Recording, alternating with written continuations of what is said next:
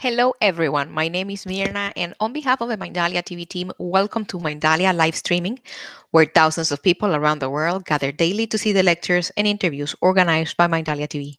Today with us, Angel Ribos, CEO, consultant, TV host, international public speaker, and president of the Wisdom for Kids Foundation, is going to be interviewing Roe Couture DeSaro. Roe is a professional speaker, coach, published author, ultimate Gutsy gal, among other things, and we are very happy to have her today. Before starting, we want to remind you that Mindalia's mission is to share information that can help raise the level of consciousness around the world, and you can help us by subscribing to our channel, leaving us a positive comment down this video, or sharing it with someone that you know that is going to benefit from the content that we're going to be talking here today. Also, while we are live streaming, like right now, we have the active chat, the screen that you're going to be seeing here on my side, and through there you can interact with us. You can enter your questions. Please use the word question in caps before the actual question. We also want you to collaborate with Mindalia with your own valuable content. And for that, you can go to our website. On the top, you're going to find a link that says Collaborate with Mindalia. That link is going to take you to a form that you can fill out for our technical team to be getting in contact with you. Remember, you can collaborate with Mindalia in English through Mindalia TV English, as you know already, but you can also do it in Portuguese through Mindalia Televisao, and Spanish through Mindalia Televisión. We have the three platforms, and we also want to invite you to visit our different channels, to visit our Facebook pages, Instagram's accounts, subscribe. In that way, you help us reach as many people as possible, and you will be also knowing what we are sharing on a daily basis. We're not going to be delaying this any further, and I'm going to leave you now with Angel and Roe. Guys, welcome to Mindalia live streaming. The screen is yours. Thank you very much, Mirna, for the introduction, and welcome to Mindalia TV. Roe, how are you today? I am doing great. Thank you for having me. I'm so happy to be here. I love what you're doing. It's so exciting. Thank you. The honor is ours, and you actually come very recommended by a friend of ours, which is Elaine Williams. So thank you for accepting the opportunity to be here. It's an honor. Awesome. She's a rock star. Yeah, she is, absolutely. She's a non-stop woman that changes lives every single day, including ours, right? Yes, absolutely. Absolutely. Excellent. So let's start with a little bit of history here, because you've had a pretty remarkable life, you know. So and you are helping a lot of women today with what you do. But let's talk a little bit about what took you where you are today. How did how did your career start, and how did you start helping women in the first place? It's interesting.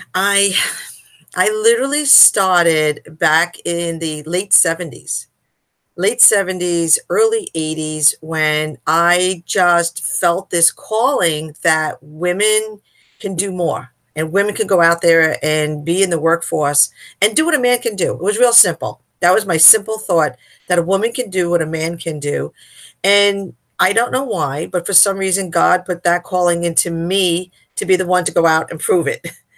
It was a vision that was totally took me out of my head, out of what I'm capable of doing. And I had eyes for that mission, and that was it. I know today that if I thought about me doing it, it would have never happened, but that was it. And then I got my first job on Wall Street. Then I broke several glass ceilings. Within 6 months, I had a position that no one else had had. I was the first female regional director. I was the first person that was promoted to a regional director position that was not a successful stockbroker previously. So I came from the product side instead of the sales side and put into a sales role. And it just from there, that's when I just loved that empowerment and psychology, and it just took off from there. And what were you seeing that you were feeling that women could not reach the same place, the same position, the same, maybe career path that men could have? What were you seeing at that point in time? I was seeing that society was being unfair. That's what I was seeing. That society was putting men on a pedestal, and women, they were putting women to only do housework stuff. And I had a mom. So my mom was the only mom that worked in the 50s. and that had a full-time job, and she made as much money as my father. So I knew that. And my father had a very good job, and she earned as much as he did. So I had a good leadership there, to see from an internal. But and I also, to be quite frankly, I'm also experienced a lot of Me Too situations growing up. And I had next door neighbors. I had girlfriend's father at a sleepover do inappropriate things. I had a girlfriend's grandfather, neighbors, very trusted men in my life that were doing inappropriate, things. So I'm like, society's putting them on the pedestal that they're these great and we're not. And I'm like, I just felt that disconnect. And I was like, you know what? We are more than society says we are. And, and thank God I found out that men are also more than when I was perceiving to be as a 10-year-old and 13-year-old. But that was my main thing. I was just like, I grew up as a tomboy as well. So I grew up a lot in sports. So my self-esteem was probably higher than most teenagers and most women. I was an athlete. I was, I beat the guys in basketball, and so, I was beating guys at their game, were coming on to me sexually. So on Wall Street, I was able to feel I was an equal. And I learned how to put men in their place with a smile. And that got me noticed, and it got me respected.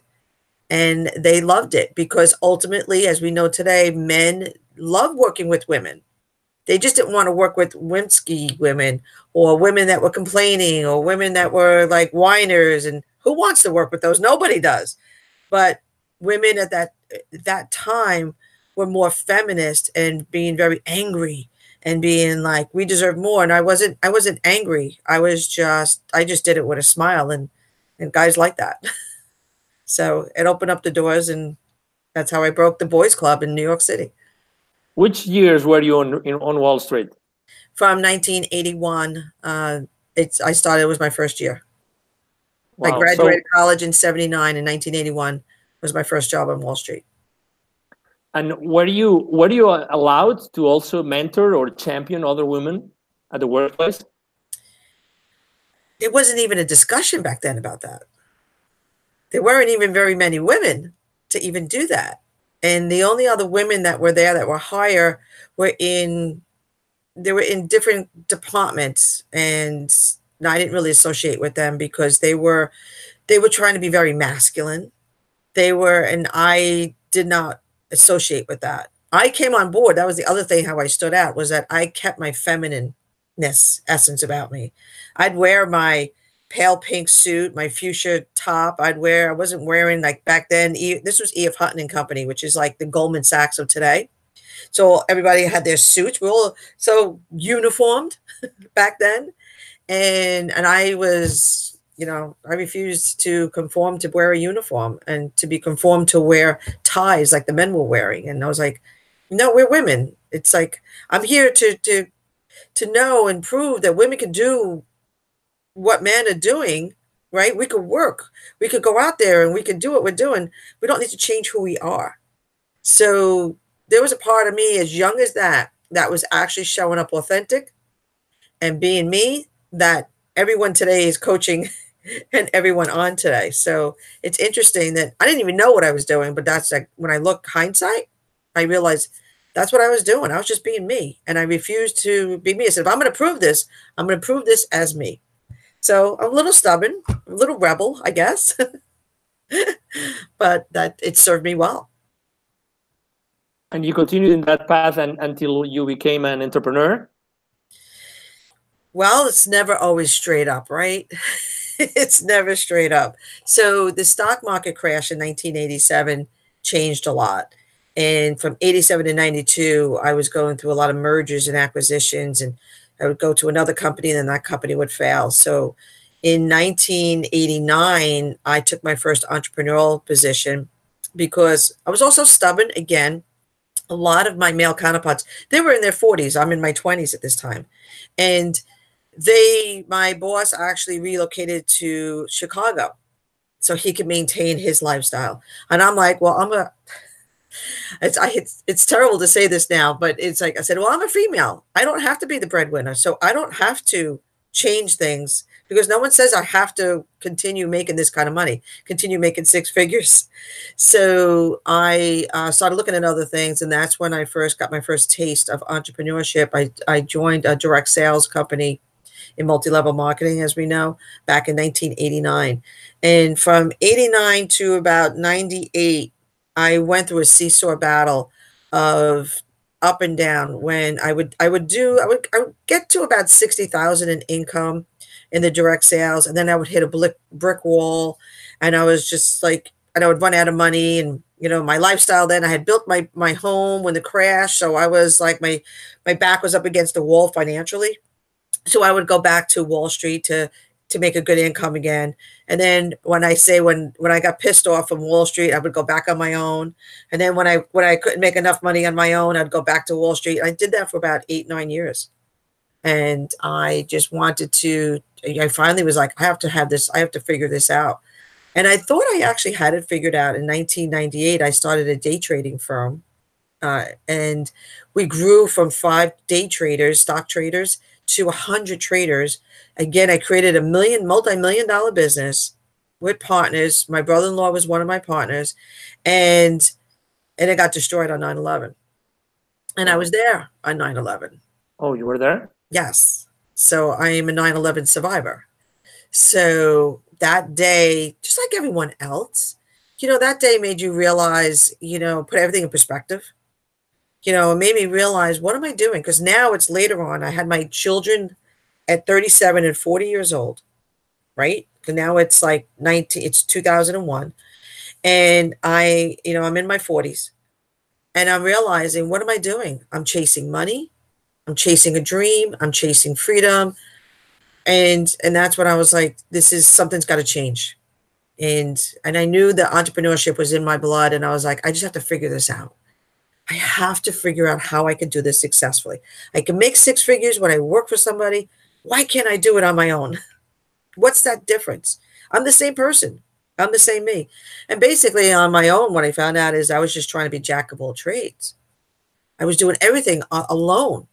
Where when I worked for somebody, I had a team of people working with me doing what they're great at. And I'm just doing what I'm good at. But I was trying to be great at everything all of a sudden. So that's what started to change everything around. Did you start to have a team yourself? You were looking for more people to help you? Not right away. Okay. I'm very stubborn. Very stubborn. But it started. I did start to learn that I needed to really build a business towards doing what I do best and start delegating outside sources, and slowly but surely, put a team together, and still putting a great team together, today. But that was, it was just a huge lesson, for me as to one of the reasons why I was failing, even though I was doing decent, but I was still, in my mind, I was completely failing because I wasn't getting quote past that 6-figure mark. But really what happened, the difference was, so now I'm like, this is 6 years ago. I'm 55 years old. And I was like, what's my passion? Why am I here? What did God bring me here for? Like, I know it's more than chasing money and wanting a 6-figure income. I started to look what really mattered to me, what my meaning was. I did coaching. I hired a coach. I started working with coaching. And that was probably the first thing that I started outsourcing, was me hiring a coach. So it wasn't somebody working for me, but it was someone to actually help me see what was working in my life and what wasn't working. And when I hired the coach, and that's when, even though I've always felt I wanted to continue to empower women and be in the 90s, I want to be a motivational speaker, all these things. She had me take my marketing hat completely off and said, all right, we're going to start with who you are and what is your foundation. And what is your message? And then we'll decide to, see who you are meant to serve. And we did all that work. And at the end, it came out what I was always thinking, was what I always loved to do, was empowering women, working with women and helping. I love working with the underdogs.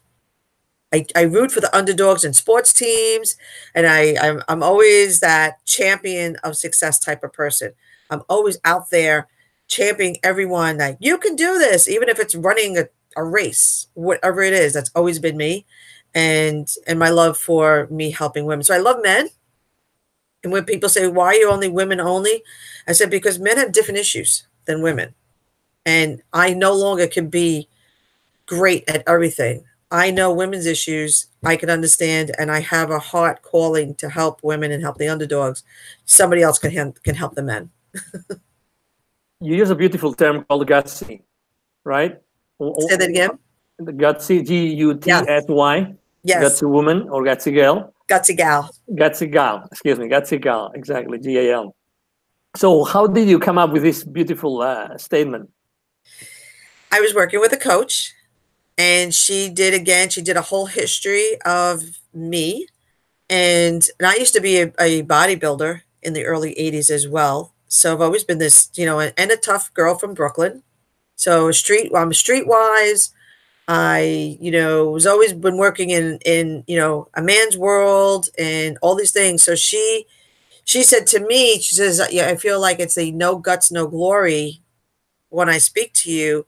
And then we just brainstormed from there and ultimately came up with the Gutsy Gal. And my initial tagline was Crusader for the Gutsy Gal life. And Gutsy Gal is a woman who has the guts to stand up and voice her expression and be authentic and be herself and be feminine, not hide that feminine side of her. So that's what it means. So it's kind of that mixture of creating a profitable business with grace and guts. So it's that combination. And we all need it. It's kind of like, to me, balance is balancing my feminine essence, my feminine energy, and my masculine energy. And as men too, they have their masculine energy, but if they tap into their feminine energy, they're going to be a better, well-rounded, balanced person as well. For how long have you been helping Gutsy gals? How long? Yes, how long? I just celebrated 5 years. Wow. Yeah, this month was my 5th year.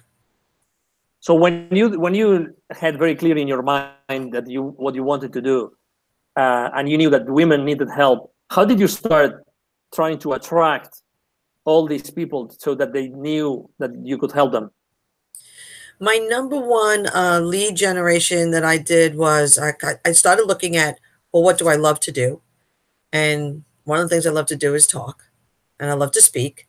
So I started with speaking. I started speaking at local groups. I belonged to some networking groups. My very first talk was a networking group that I'd been a member of for several years. They all knew me. And I did a talk and pretty much came out and said, and then offered a free strategy session there. And I got my first 2 clients. And then I spoke at another women in business luncheon. There were 90 people in the room. And I think 11 were men, the rest were women. And 35 women signed up for a strategy session with me after my 40-minute presentation.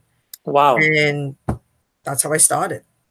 So sometimes we get so caught up in I need a website. I didn't even have a website yet. I was working on it. I need a website. I need to do a funnel campaign. I need to do this online marketing launch. I need to do this. I need to do that. I need to have video. And they get themselves so overwhelmed when I basically just started speaking locally and offering a free consultation and just took off from there. That's beautiful. What would you say is the number one request from women that come to asking for help, come to you? The number one request is helping them find the courage to take the action on their dreams. They have these great ideas. They have these great passions. They want to make a contribution in the world. They want to make an impact, but they don't know how to press the button and take the risks and go out there and be afraid to fail and be afraid to make mistakes and, to be afraid to show up and, visibility, being seen, being heard. That is, that's the common denominator I see. Do you think what would you say is more scary? Visibility, as you just mentioned, or maybe the financial risk behind it, as you mentioned, or as you described for your own life previously? Visibility.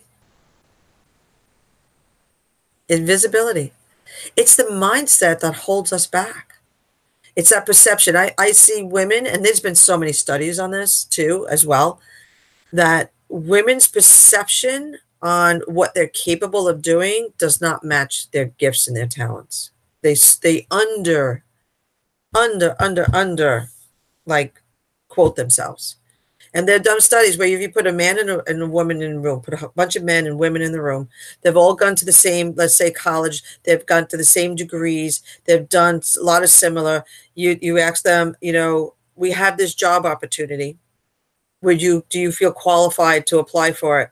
The men were like, yeah, I'm applying. I'm good. I can do that. No problem. I can do that. And the women were like, I don't know. I think I need some more training. I need more schooling. I don't have enough skill set.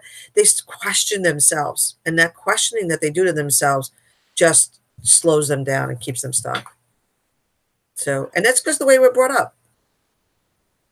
What would you say in the education? Exactly, you said brought up. What would you say in our education process, either at home or in school? What are those things, those factors that eventually make those women or women in general feel like that?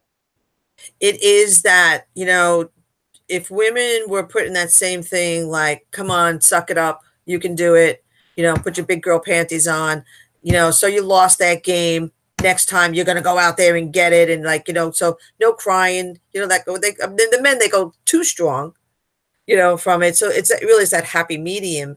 But women were always like, if they failed at something, oh, that's okay. Don't worry about it. Let me nurture you. Let me hug you. And there's a happy medium in there. When I raised my children, I was like, oh, it's just a scratch. Don't worry about it. Like, go back out there. And I did that to my daughter the same way I did it to my son. And my daughter is very powerful today. You'd want to interview her. I'm telling you, she's 25. She's a CEO and founder of her own nonprofit, changing the world, changing the lives of women and children. And I've taught my children to always just follow their passions. Don't worry about making mistakes, and don't worry about those fears. If women are raised that way as well, instead of being pampered and being like, that's okay, honey, don't worry about it. When I was young, it was girls should be seen and not heard. We were told we don't have a voice, where the guys were told, you better do this because you're going to need to be the breadwinner. And if you don't do this now, you're not going to be able to survive in society. So if it's just the way we speak. If we treat boys and girls the same, we would be so much more balanced and healthier, both men and women. Have you designed any sort of program that you take all these women through? Yes, I have. One of my favorite programs that I have to help women overcome their issues of self-perception, their self-acceptance, their self-love, their doubt is it's in women's circles. So I host these women's circles. I create this very safe container where it's a no feedback zone. So I bring them down into their dark shadow, remind of like what happened, maybe through visualization, through meditation, through questioning, bring it up. So in a safe environment where they're able to share, because what is shared in the room does not leave the room. It's kind of like, what happens in Vegas stays in Vegas. It's that same thing. What happens in circle stays in circle. This is not, no one's going to talk about it, and there's no feedback. It's not that someone's going to coach them and someone's going to say, oh, that's okay, honey, you'll get over it. No, let her cry, let her feel it, let her get in touch with her feelings. Then we release it through the body, through some energy work. And then I bring them back to the light of like, okay, what's the truth? Let's take a look at the truth here. Let's uncover the lies that you've been believing in yourself. And uncover that. Let's see the truth. And then I bring them into the positive of where the vision and where they could go and what they see. And it's transformational work. From the first moment I was taught how to do circles from spiritual women doing spiritual circles. I've had women that I've been coaching had transformation in one circle. It was amazing. So now what I've done is I've created my own program where I do a lot of my group coaching programs in a circle environment. So, because women need to feel safe. When women feel safe, they open up. And when they open up, they could change and transform. So, may I ask you, you mentioned spiritual leaders, you mentioned energy work.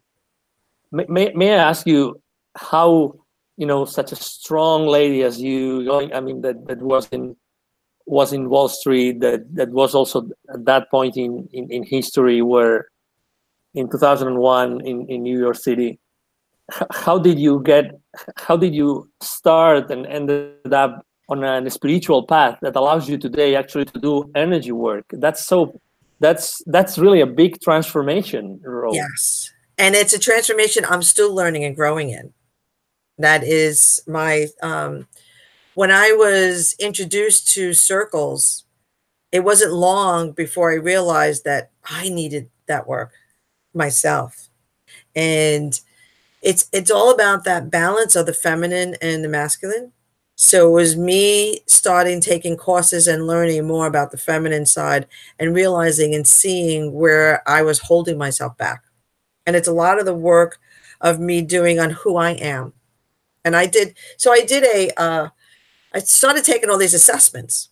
And the first assessment came out that I am a high nurturer, like a profound nurturer. And I was like, me? Like, no. I'm like, because I always saw that masculine side that I take energy, I take action, I do. And it got me thinking. And because I'm all about relationships and connections, I said, well, that's true. I am all about relationships and connections. And my truth is my catalyst. I'm like, that is true. So I'm like, maybe there's some truth here. And it's a core value, which I got certified in because I was so amazed by it. And it's got a 94.5% repeat score of reliability. So I was like, all right. And everyone I've been giving it to is like spot on. Then I did another assessment of, it was doing some branding work for my business with archetypes. And my number one archetype was romantic. And I was like, again, here comes all that love. But the romantic part was about experiences. And I'm like, I love experiences. I love lifestyle. To me is so important. Experience in life is everything. And I'm like, and I do love giving experiences to my clients. So I'm like, So I started to realize that because of when I said earlier, all the Me Too situations, when I was put down, and because of all of everything that happened, and then in my personal family, we weren't open. I love you, huggy, touchy feely type of women. We're all Italian broads, but like very strong Italian broads. And it made me realize that I was suppressing, even though I was very feminine on the outside in a lot of ways, there was a lot of ways I was still suppressing my feminine essence. So that's when I started hiring coaches of, doing in spiritual work and energy work, and doing a lot of people that I follow now. So it's just been, and it's opened up doors for me, and I'm loving it. And I'm actually now doing more this year. I'm doing even more feminine power work, because I go into a room. So let's say like managing director of eWomen Network. I'll tell you a secret. When I was in the very first training room with all the other managing directors, this is a powerful room of like 40, 50, 60 women that are like doing things, all action. And at the end of the meeting, I looked around, I'm like, wow, I need to feminize these women. I'm like, they're showing up in way too much masculine energy. And that's why they're in overwhelm. And that's why they're stressed out. And that's why they're not in balance. So that's when I started saying, I think I'm onto something here, because that is who I am. I am that tough love. That's the gutsy gal. So it all started like making sense and jiving. And I'm saying, wow. So what I came up with, Gutsy Gal, 5 years ago, it was so spot on. So it's that validation. When you get validation in life, it just goes deep into your cells. So And how do you, if I may ask, how do you teach feminine? How do you feminize a group of women? That they already trust you, already love you. It's a great question. It's a great question, because it's the balance is knowing when to activate your feminine energies and when you should be activating your masculine energies. So our feminine energies is we need to, because we're women, we're communicators, and we are nurturers, we are intuitive. So it's tapping into our intuition, tapping into our creativity, tapping into our compassion, and allowing. So the number one way to do is getting women to sit quietly, to take the time to go into meditation, to take the time to quiet, to listen to what their body is saying to them. Because what happens is they're so into that do, they're forgetting who they're being. And they're losing track of who they even are. And that they're just following this constant to-do list, and they're not in the flow. So it's just really is awareness and showing them that they are cutting their creativity short, which is we need as an entrepreneur or anyone. They're cutting it short by living in this fast-paced life. So we create in our feminine. I create my programs in my feminine. I create my vision, my ideas in the feminine. I'll do vision work in like a retreat type of atmosphere, out in Mother Nature, in area. But then I will put my plan together. Then once my plan is together, I'll use my masculine energy to activate my plan, because the masculine energy is what gets stuff done. But I create it in the feminine, so I could create what's me, what's authentic, and then show up in the masculine. Does that make sense? Oh, it does, absolutely. And I have so many questions on on that. So we talked before about, when you started your journey, your career on a male-dominated environment. Right. Would you say that you find women today on your programs, when you are, when you are with them, would you say that they still live in that male-dominated environment? Yes, they do. They do. They do. And is there any correlation? That was one of the reasons why 5 years ago, I was feeling a calling then that what I was doing, there was something more for me. I was feeling like I found myself, whenever I am procrastinating, I know that's a sign that something's not in alignment, because I'm like, I don't want to do it. And so now I have to step back and find out why. And I was going to these networking events, and I was getting out there, and I was just seeing women playing small and women playing masculine. And I thought that the needle had moved so much further. But what I was seeing in real life was like, wow, but when I was doing this in the 70s and 80s, it's still there. And I thought the younger generation was so much better than my generation. And I was like, they still have fears and self-doubts and all these things. I was like, wow. So that's when I get motivated again, like, I got to do something about this. And so, yeah. And in this male-dominated world, still male-dominated world, is there any relationship between the women still not, tapping enough into their feminine source? Why this is still happening in their workplace? And you just nailed it. You just nailed it. It is, and I speak a lot on boundaries, because women are letting it happen. And women don't like to hear this, but this is the truth. It's our fault, because we're letting it happen. Boundaries is teaching people how to treat you. And if you're in a corporate environment, then and if the leadership is not there, then you know what? Then that's probably not a good job for you to be in. You can't single-handedly change the whole culture of an entire, company, but, you could let it be known, or you could leave and find a company that does have that culture. But I work, most of my clients are solopreneurs and small business owners. So they're entrepreneurs. So it's up to us to set those boundaries and and go out there, so that, again, just like what happened to me in the early 80s, men love it. Men love when women are like that, when we are ourselves. And I think, and men today, there's a lot of conscious men today that, you know, like yourself, that are even finding out that tapping into that feminine side of themselves gives them a better fulfilled life, right? So Exactly. it's about that awareness of finding that out, and then setting those boundaries to stop being a people pleaser, you know, stop being a pushover, stop letting it happen, and just voice what you want and what your needs are but with compassion. You know, like I said earlier, you could say anything you want with a smile. You say it with a smile, it's perceived a lot different than, you know, when I put men in their place with a smile.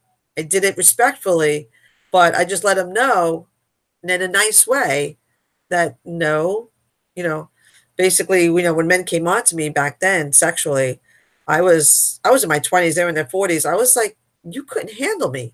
I was like, what are you doing? It's like, and they'd be like, whoa. So that's the gutsy gal in me.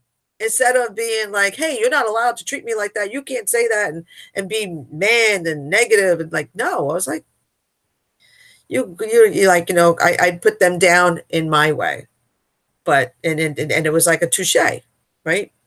But that is the key, is when women start to recognize it, then they could create those boundaries, and they could start with their own personal environment, and whether it be home environment, work environment, customers, creating boundaries with customers. I mean, people secretly love when you give them boundaries. People, because most people are not leaders, right? Most people are followers. So they want those boundaries. Tell me what you want from me, and I'll be happy to give it to you. But it's like we feel that, oh, it's not nice of me to do that. And no, it's very nice, because you're actually serving people. So I help them to realize that creating these boundaries is actually serving others. And that's when you can teach women come from a place of service, all of a sudden they get it. Because it's not about them.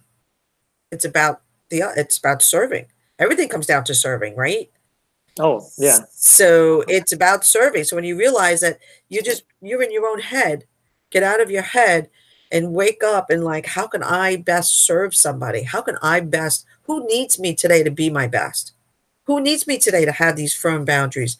You know, so when I have a client, and a client is trying to maybe overstep their boundaries, by me giving them those boundaries, I'm actually helping them. I'm helping them be a better person. So when I could see it as me helping them be a better person, it makes it easier for me to give the boundary, versus me coming from a selfish place that, oh, I need these boundaries because this is how I need you to treat me. There's a difference. Same thing with sales. Same thing. If you see sales as a service versus getting over on somebody. So my new thing that I talk about when I talk about leadership, today we need leadership that is, instead of power over, it's power with. We need to have power with others, because we're all in this together. There's enough billions of people in this world that we could all be leaders. We could all be abundant. We could all have successful businesses. So we just need to be power with one another and find that co-creation and that collaboration and work together so that we have a better world. I mean, that's what it is all at the bottom line, right? Let's go to the other side of the aisle, Roe. Okay. What would happen? What would happen if still the workplace today is a male-dominated environment? What would happen if we helped men tap more onto their feminine side? Do you think that would make a difference? Absolutely. I think companies will be more productive across the board. I think companies will be more successful. Everyone, and studies have shown, again, when companies that do this now are successful everywhere. Their culture is good. The employee engagement is high. People love working there. And companies that have women and men in high positions, equally, instead of just like, 12 board of directors, 11 are men and 1 is female, doing a little bit more balance. They're successful across all areas. They're more productive. So the world, we would be more successful, and the world would be a better place. I mean, I think that is a main secret to all of us living a better, healthier life is being that. So if men are more conscious, and there are men out there, and I know husband and wife teams, coaching teams that are doing this, where they'll coach together, and then they'll separate the men in one room and the women in another room and do different kind of coaching, and training in there. So there's a lot of men that are recognizing this, that when they tap into that balance of themselves, men who are doing this they're in less overwhelm as well. They're much happier. They're enjoying their children. They're enjoying their wives. They're enjoying their downtime. It's not all about work. And they're better leaders. If they're CEOs, they're very much better CEOs. If they're high management positions, they know how to have the conversations that are healthy. Healthy conversations that increase productivity. Judith E. Glazer, rest her soul, she just passed away in November, was a woman instrumental in doing this. She teaches, and I'm certified in this as well, as conversational intelligence is what she calls it. And she basically has turned around billion-dollar companies like Bear, some major companies, by implementing this area where it's not about I-centric, it's about we-centric. It's about co-creating. It's about opening. It's not always about being addicted to being right. It's not about, all these things that we create this, like, I'm the leader, you're the employee, you pay attention and listen to me. So that's her mission in life. And that's what she's got thousands of executive coaches now going out there in that mission and doing that. And I've been doing it. And I did this leadership training with my church, and they were like, wow, it's a way of how to get along with others, so. Have you ever thought? I went off at a little tantrum there, but it's just. No, it's beautiful because we're giving actually so advice, this, right? Exactly. And have you ever thought of using your experience, your background, your story to actually help men? Have you ever thought that? No, I don't think so. You think it would help men? Oh my God, big time. And you're a man. I'm asking. But that's. I'm asking. Well, let me share. Actually, let me share a story, personal story, and maybe I shouldn't do this, but anyway. And I have that knack. It was in the 90s, and the first time that the headhunter came and took me from one place and brought me to another company, and I didn't know that lady at all. I mean, to be honest, I don't know why she came to me. But anyway, I got that job. I loved that job. I was there only briefly because then I moved internationally out of Spain. I'm originally from Barcelona. And when, after a few months that I was already working on that company that she took me to, I asked her, hey, why did you pick me? Why? I mean, how on earth did you find me? How did you find me? I mean, I wasn't looking. I wasn't anywhere. My resume was nowhere. Mm. And she said, well, because someone told me that your feminine side was very strong. Ah. And that was in the 90s, right? I mean, I was obviously younger, but it took me a while to understand what she was referring to. Right. But obviously that's a conversation that I never forgot because I still have it here with me. And it's very huge present. Awareness. Exactly. So to your question, absolutely. Because, awesome. You are at the other side of the aisle, but the reality, what you just described about this leadership style that you learn is that there's no aisle. The reality is that there's no aisle. That's right. That we are all, we are both together. So if you are able to be on one side and you identify, because that's one of the skills. Again, maybe I shouldn't do this or tell this, but if you're at one side. And you are able to identify those energies so clearly, you are able to go to the other side and actually help male to be more conscious, to be more aware, to be more mindful, and obviously then to play with this feminine side that I mean, it's very maybe that's one of the reasons why. Like, why do men love working with me? Do men love to work with me? For sure. Because I have that good balance of, you know, I'm not wimpy, but yet I still have the feminine essence that they enjoy, but yet have the masculine. Maybe I can tell you why men. That's interesting. Thank you. No, please. Yeah, please, anytime. Actually, it's very rare that this happens in an interview. Probably it's the first time it happens that, you know, we start like coaching ourselves, both sides. Yep. So but that, you know, that's okay. We're here. That's why I'm a facilitator today. I found out. We're all in this together. So yeah, because doing this work, I actually found out that I really like the facilitation part even more better than the coaching part. And then when I do the women's circles, I'm a facilitator. I am in the circle with the women. And that's how I create that safe container. It's not me teaching. It's me expressing my vulnerabilities as well with them. So, yeah. Speaking of lead generation, I mean, I'm sure that all those, you know, tens or hundreds of women will be able to point you in a direction of a gentleman that needs that. You know, that needs that. The ones that are already doing it to be better, and the ones that are not doing it, because as you know, I didn't know. We don't know better. You know, it's like we're just brought up like that. You mentioned education before. We are just brought up like that. So we don't know better. We just do better. We just try to do exactly. So I talk about, I don't know what our timing is, but I just talk about real quick. Like I look at confidence.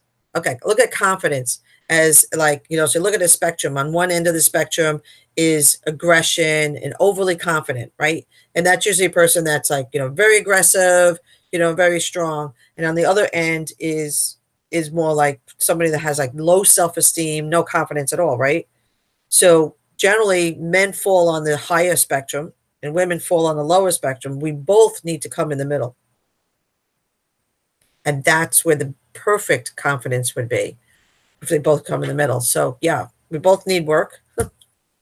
Absolutely.